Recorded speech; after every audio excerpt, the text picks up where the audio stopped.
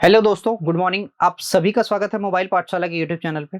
जब कभी भी आप अपने लक्ष्य की तरफ नजर दौड़ाते हैं, जब कभी भी आप अपने लक्ष्य की तरफ देखते हैं, तो आपके मन में सिर्फ एक ही भावना उठती होगी कि कब हम इसको अचीव कर ले, कब हम जो फिनिश पॉइंट है उस तक पहुंच जाएं।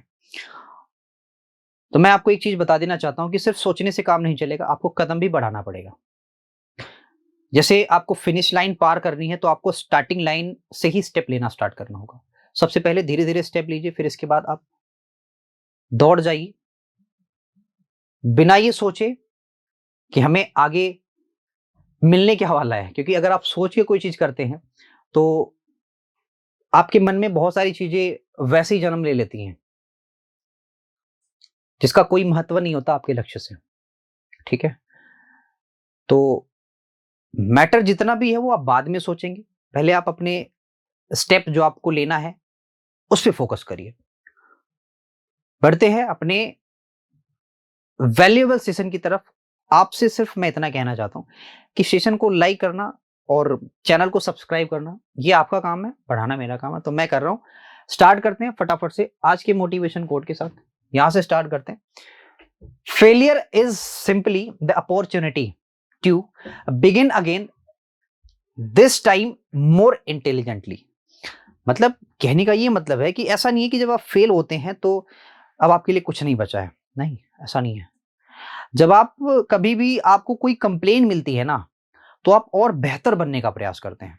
सपोज करो कि अगर एक छोटा सा पार्ले का बिस्किट हम लोग वो जो पहले खाते थे, वो वही पार्ले वही कंपनी आज कितने सारे बिस्किट्स प्रोवाइड कर रही है। तो अगर वो बिस्किट कंज्यूम ना हुए होते, वो उसको खाया ना गया होता, तो उसको बेहतर बनने का कैसे मौका मिलता। ठीक है, क्रिटिसाइज भी लोगों ने किया होगा, लोगों ने उसको सराहा भी होगा। तो दोनों चीजें होती हैं। तो जब कभी भी आप फेल होते हैं, फेल को आप एक क्रिटिसिज्म में ले सकते हैं, और पास को आप ये आपकी अचीवमेंट है उसमें ले सकते हैं। तो जब पास होते हैं तो भी लोग कुछ ना कुछ बोलते हैं, और जो फेल होते हैं तो भी कुछ ना कुछ लोग बोलते हैं, तब तो ज्यादा ही बोलते हैं। मेरे कहने का ये सिर्फ इतना मतलब है कि आप सिर्फ और सिर्फ अपने लक्ष्य के ऊपर ध्यान दीजिए। ठीक है, फेल होना आपको एक नई ऊर्जा देता है, समझ रहे हैं। तो अगर आप एक बार चूक गए हैं सरकारी नौकरी से, तो ऐसा नहीं है आपके लिए ओवर हो चुका है। आपके लिए अब तो स्टार्ट हुआ है, क्योंकि आप अभी नए हैं इसमें, आपको तो चलना भी नहीं आता है। तो अब हमें चलना भी सीखना होगा, दौड़ना भी सीखना होगा, गिरना भी सीखना होगा, और उठना भी खुद से ही सीखना होगा। स्टार्ट करते हैं फटाफट से। ये हेनरी फोर्ड का कोट था। इनको आपने देख भी लिया। ठीक है, तो अब अगले अपने टॉपिक पे चलते हैं। ये सवाल है, इसको जरा करेंगे। कह रहा एक धनराशि है 5 वर्षों का साधारण ब्याज, उसी राशि का 1/4 है। आप समझ रहे हैं ये बात क्या है? नहीं समझ रहे तो सुनिएगा। कहता भाई साहब, अगर मैं ये बोलूं कि मैं अगर प्रिंसिपल और मैंने एसआई का मतलब होता है सिंपल इंटरेस्ट, यानी कि ये ब्याज, अगर मैंने इसे कंपैरिजन कराना स्टार्ट कर दिया, तो सवाल में क्या बोला है? कहता है एक धनराशि पर साधारण ब्याज उसी राशि का 1/4 है। तो अगर मैंने कहा कि अगर ये एक है, तो इसका मतलब प्रिंसिपल सीधे सीधे 4 होगा। क्यों 4 होगा? आप ये बात समझते हैं, आप ये बात जानते हैं। अगर ये 4 है तो ये 1 है, इसका मतलब 1/4 क्या है? इसका ब्याज है ना। लेकिन सवाल में ये बोला है कि ये जो 1/4 ब्याज है ना, ये 5 सालों का ब्याज है। कितने साल का भाई? 5 साल का। 5 साल का ब्याज ये है भाई। याद करो, मैंने आपसे जब पहले ही लेक्चर में, अगर जिन्होंने नहीं देखा है उनके लिए ये मतलब एक चैलेंज है कि अब कैसे समझोगे इसको। तो इसलिए भाई साहब मैं ये बोलना चाहता हूं कि पहला लेक्चर देख के आओ। वहां पे मैंने क्या क्या चीजें मना करी हैं, क्या क्या चीजें मैंने फॉलो करने के लिए कहा है, वो चीज आपको देखना पड़ेगा। बात है समझ में? हमने कहा था कि जब कभी भी आपको रेट ऑफ इंटरेस्ट चाहिए, क्योंकि सवाल में यही पूछा है कि वार्षिक दर बताओ, तो उसमें मुझे 1 साल का ब्याज पता होना चाहिए। तो 1 साल का ब्याज निकालने के लिए आपको करना सिर्फ इतना होगा कि ये 5 से भाग दे देना पड़ेगा यहां पे। बात समझ रहे हैं? तो ये हो जाएगा 1/5। अब 1 साल का ब्याज। अब अगर आपको रेट ऑफ इंटरेस्ट चाहिए तो सिंपल सी बात है, रेट ऑफ इंटरेस्ट अगर चाहिए तो पहले तो आपको ब्याज रखना पड़ेगा जो 1/5 है, बटा आपको प्रिंसिपल रखना पड़ेगा जो आपका 4 है, और गुणा 100 करना पड़ेगा क्योंकि हमें परसेंटेज निकालना है। इसको जब सॉल्व करोगे तो ये हो जाएगा 5 चौके 20 के गुणा 100, 20 पंजे 100। सवाल का उत्तर आ गया 5%। आपने देखा जो मैंने बोला था, जो मैंने कहा था, मैं उस पर भी कायम हूं और मैं फालतू कोई भी चीज नहीं बता रहा हूं, फालतू कोई भी चीज नहीं। ठीक है, आई बात समझ में? अब जरा और आगे चीजों को देखना स्टार्ट करो। जैसे मैंने आपसे ये कह दिया भैया, मैंने आपसे कहा कि किसी धनराशि पर 6 वर्षों का साधारण ब्याज उसी राशि का इतना है। बात है समझ में?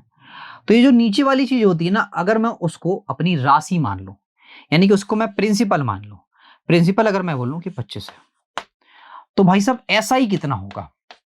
तो कहता इसी राशि का यानी इसी प्रिंसिपल का 9/25। तो भाई साहब 25 का अगर मैं 9/25 निकालूंगा तो आप इतने तो समझदार हो ही कि 25 का 9/25 9 ही होगा। अब समस्या ये है भाई कि जो 9 सिंपल इंटरेस्ट है ये 6 सालों का है। वही ये सवाल जैसे मैंने अभी बोला है, 6 साल का, 6 साल का, ये 9 दिया हुआ है। और जब कभी भी आपको रेट ऑफ इंटरेस्ट चाहिए तो आपको 1 साल का ब्याज पता होना चाहिए। तो 1 साल का भाई साहब ब्याज होगा 9/6, काटोगे तो 3/2 आएगा। ये 1 साल का ब्याज है। क्या आपको इतनी बात समझ में आ रही है? बिल्कुल। तो आप 1 साल के ब्याज को यहां रखेंगे, बटा क्या करेंगे? मूलधन यानी कि 25, गुणा क्या करेंगे? 100। आपको अभी मैंने बताया है कि ये 3 ऐसे ही रह जाएगा, इसका इसमें गुणा हो जाएगा 50, 100, यहां 2 आएगा तो 3 गुणा 2 को हम क्या लिखते हैं भाई? 6%। तो इस हिसाब से जो आपका रेट ऑफ इंटरेस्ट बनेगा वो 6% बनेगा। और आप ना ही इससे मुंह मोड़ सकते हैं, ना ही इसको कोई कोई प्रॉब्लम है। एमटीएस के अगर आप एस्पिरेंट हैं तो भाई साहब ये जो सवाल है ना, आप देखो ये किस में आया है? टीयर फर्स्ट 2011 में आया है। आप जानते हो कि यही सवाल आपके रिपीट होने हैं आगे चल के। वहां समझ रहे हैं? देखो अभी बहुत ऐसे सारे मैंने क्वेश्चंस देखे हैं, मैंने भी बहुत सारे ऐसे क्वेश्चन निपटाए हैं। ठीक है, तो मैंने ये देखा है कि आपने बहुत सारी चीजों को ऐसे ही छोड़ दिया है। जैसे भी मैं देखूं तो ये जो पुराना वाला सेशन है तो इसको आपने ना ही लाइक किया, ना ही शेयर किया, ना ही कुछ भी नहीं। उसके पहले वाला सेशन बहुत अच्छा चला था। क्या रीजन है? तो मेरे दोस्त आपको करना सिर्फ इतना है कि इन सारे सेशनों को आपको एक समेट लेना है।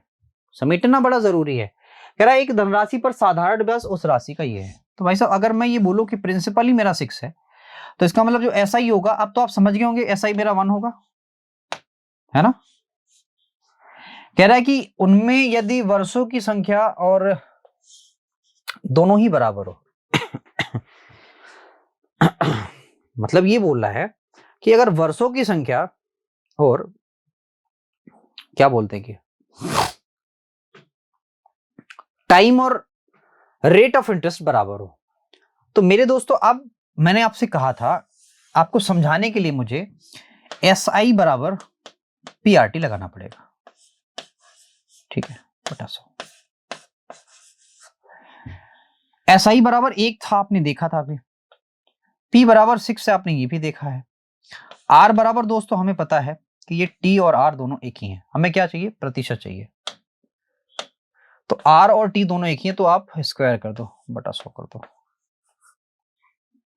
ठीक है, तो ये तो भाई कटेगा ही नहीं, क्या करें? कटेगा ही नहीं भाई। ये मुझे सवाल में कुछ प्रॉब्लम लग रही है ना? 6 छक्के 36, 6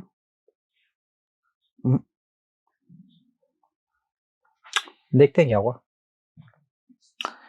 तो भाई ये होगा 100/6।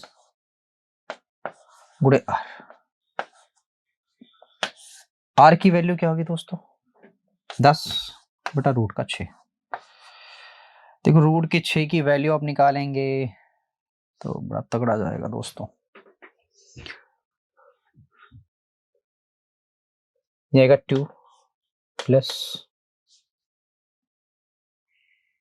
कितना डिफरेंस है भाई 2 बटा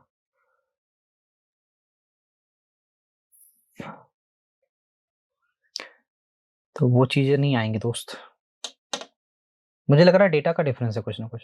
आप कमेंट करना क्या प्रॉब्लम है क्या समस्या सवाल में। अगर आप समझ जाए तो आगे वाले सवाल को करते हैं। कह रहा है किसी धनराशि पर इतने वर्षों का साधारण ब्याज उस राशि का इतना है। भाई सर सिंपल सी बात है। अगर प्रिंसिपल और एसआई का कंपैरिजन करें अगर ये 8 होगा तो ये सिंपल सी बात फिर ये 3 होगा।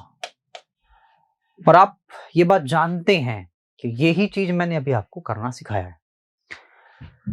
टाइम भैया 6 चौका 24 25 बटा 4। आप ये बोल सकते हैं कि ये 25 बटा 4 साल का ब्याज है।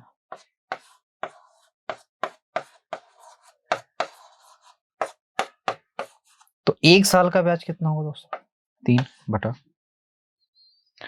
तो आप समझ गए होंगे 3 गुणा 4 करेंगे और बटा 25 करेंगे ये होगा इतने का ब्याज 1 साल का ब्याज। तो भैया अगर आपको रेट ऑफ इंटरेस्ट चाहिए तो हम कितनी बार बताएं कि 3 चौका 12 बटा 25 गुणा ये गुणा 100। तो आप ये बात जानते हैं कि 12 गुणा 25 गुणा 8 गुणा 100। 4 3 12 दूना 8 50 2 आ जाएगा 3 दूना 6%। आर परसेंट की जो वैल्यू आएगी वो आएगी 6% के। तो कुछ सवाल ऐसे थे जो हमने रखे थे बिल्कुल ऐसे ही एज इट इज रख दिया था। ठीक है जैसे ये भी सवाल है। कह रहा है किसी निश्चित राशि का साधारण ब्याज उसका इतना है। आपसे कह रहा है कि भाई साहब कि अगर रेट ऑफ इंटरेस्ट समझ रहे हैं और टाइम इनका जो न्यूमेरिक वैल्यू है ये दोनों ही अगर इक्वल हो अगर ये दोनों ही इक्वल हो तो बताओ कि भाई ब्याज की दर क्या होगी। बात आई समझ में। तो सुनिएगा मेरी बात बहुत ध्यान से।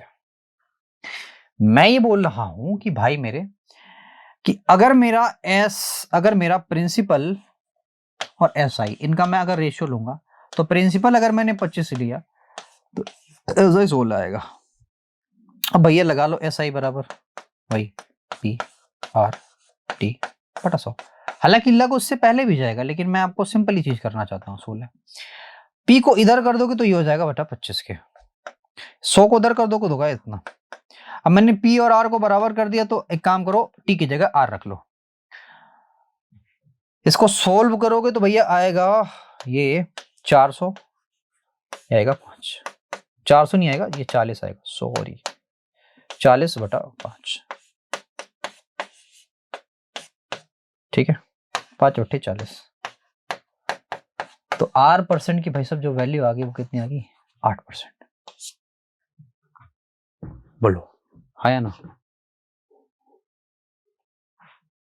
हाँ ठीक है बहुत बढ़िया। अगले भी चलते हैं। नेक्स्ट सवाल देखो। नेक्स्ट ये है आपसे कह रहा है 500 का 2 वर्षों के 2 भिन्न बैंकों से प्राप्त ब्याज का अंतर ये है।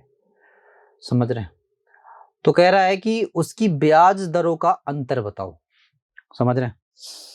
तो भैया हमें पता है क्या हमें ब्याज दरों के अंतर के लिए हमें ये बिल्कुल जरूरत नहीं है कि अलग अलग बैंक के ब्याज की दर निकालो। बिल्कुल जरूरत नहीं है।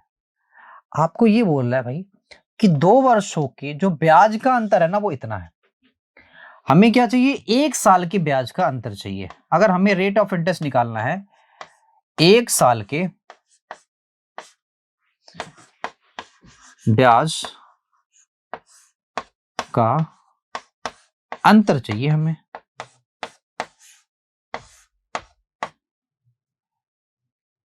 तो भैया आप एक बात बताओ ये आपका है 2 साल का 1 साल का बटा 2 करेंगे तो ये आएगा 1.25।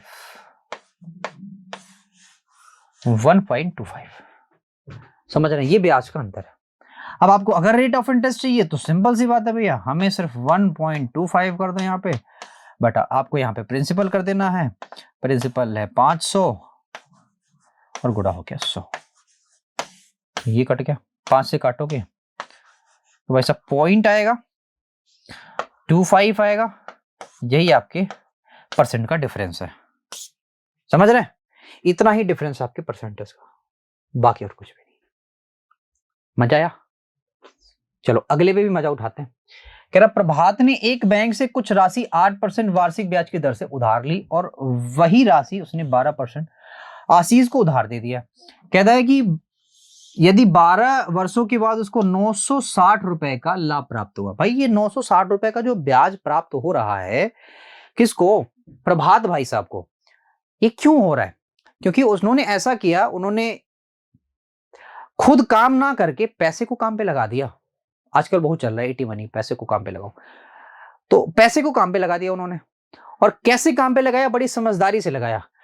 उन्होंने सोचा कि मैं तो 8% का ब्याज दूंगा, एक काम करता हूं कि मैं किसी को इसको 12% ब्याज दर पे उधार पे चढ़ा देता हूं।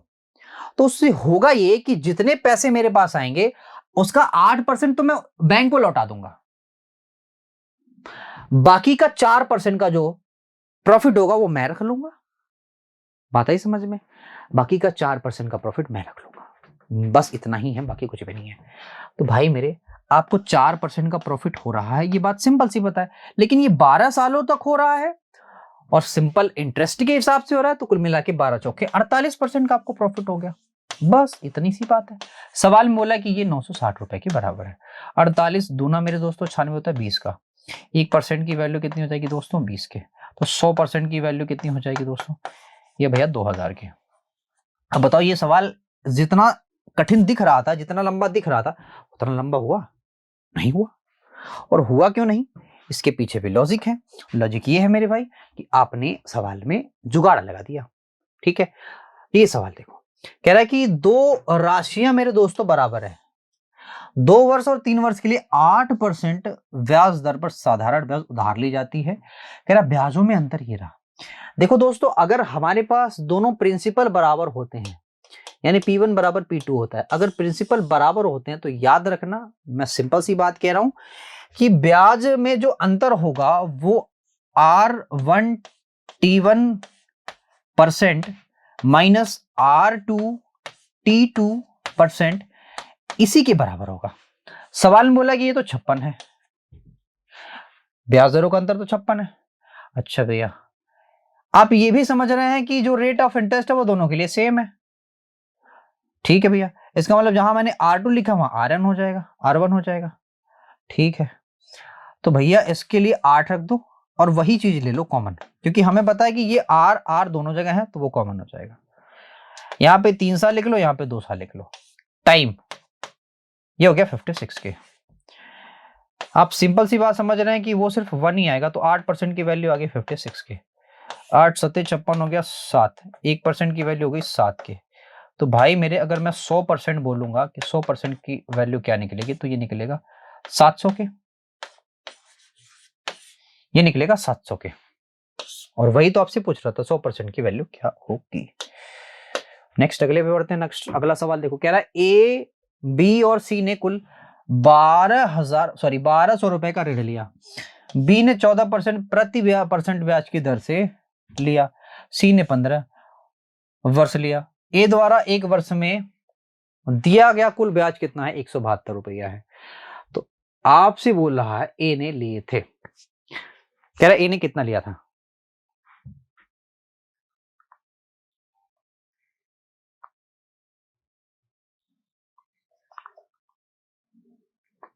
ठीक है, कहता है ए बी सी ने 1200 रुपए की 2 ऋण।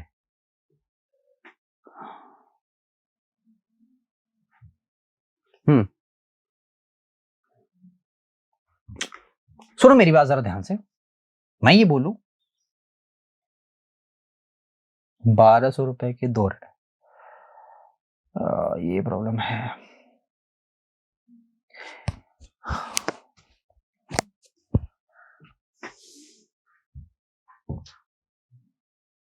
एक बात समझ लो मेरी,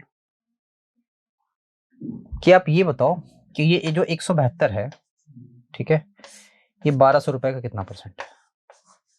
गुणा 100 कर दोगे, ये तो कट गया है ना, 7 2 9 10। इसको बाद में करते हैं, ठीक है, अगले में करेंगे। कह रहा एक व्यक्ति ये 4 पैसे प्रति रुपए की दर से आयकर देता है, तो पाता है कि ब्याज 4% से घटकर इतना हो गया, यानी कि पॉइंट कितना घट गया, 0.25, इतना घट गया। शुद्ध वार्षिक आय में कितनी कमी हो गई भी, इतने की कमी हो गई है ना भैया। तो सिंपल सी बात है, 0.25% की कमी हो रही है, इसी वजह से शुद्ध आय में कितनी की कमी हो गई।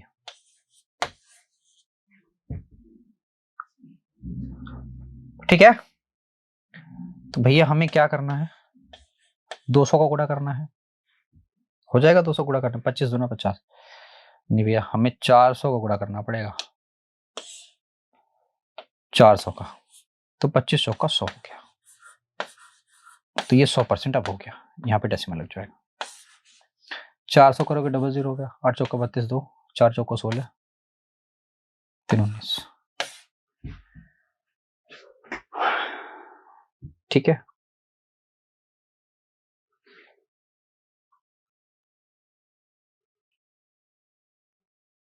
ब्याज दर घट के इतना हो जाता है, ठीक है यार, कोई दिक्कत नहीं है, ऑप्शन में दिक्कत होगा। अगले सवाल पे चलते हैं। कह रहा है एक धनराशि साधारण ब्याज की दर से 2.5% ना 4 वर्षों में इतना हो जाती है, ठीक है।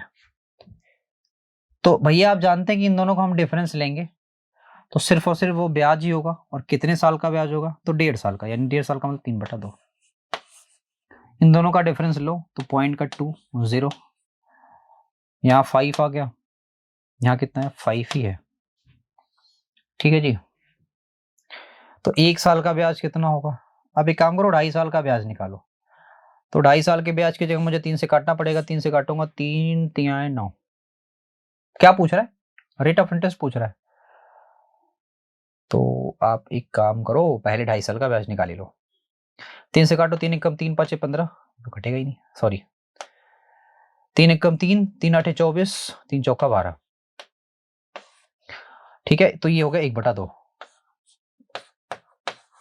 18.40।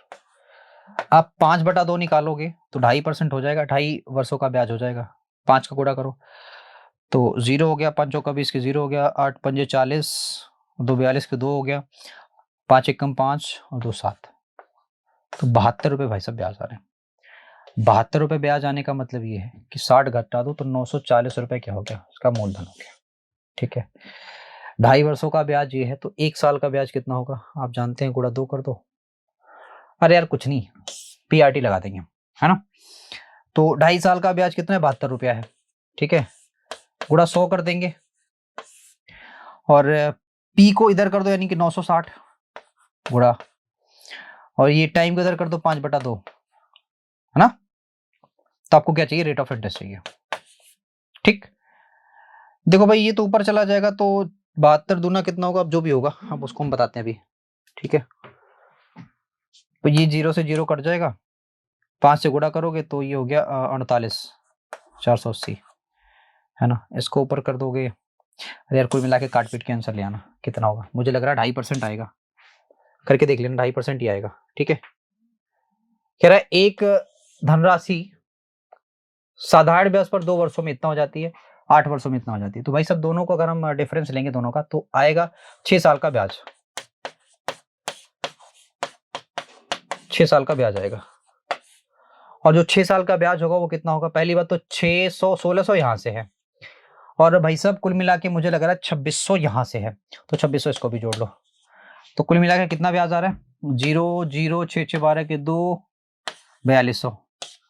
1 साल का ब्याज होगा 700 रुपए, 1 साल का ब्याज 700 रुपए है, तो 2 साल का ब्याज कितना होगा 1400 रुपए। तो मैं ये कह सकता हूँ 1400 अगर इसमें घटाऊंगा तो कह देंगे आपकी भैया 7000 क्या था मेरा प्रिंसिपल था, तो 700 का ब्याज है, 7000 प्रिंसिपल है, तो 10% मेरा क्या है, सिंपल इंटरेस्ट है, I mean rate of interest है। बात आई समझ में, बस इतनी सी ही बात है, मुझे लग रहा है कि आप सभी को ये बातें जानकारी हो गई हैं। अच्छा सवाल था, मज़ेदार था, बढ़िया था। सेशन कैसा लगा? आप फटाफट से कमेंट बॉक्स में करके बता दीजिएगा।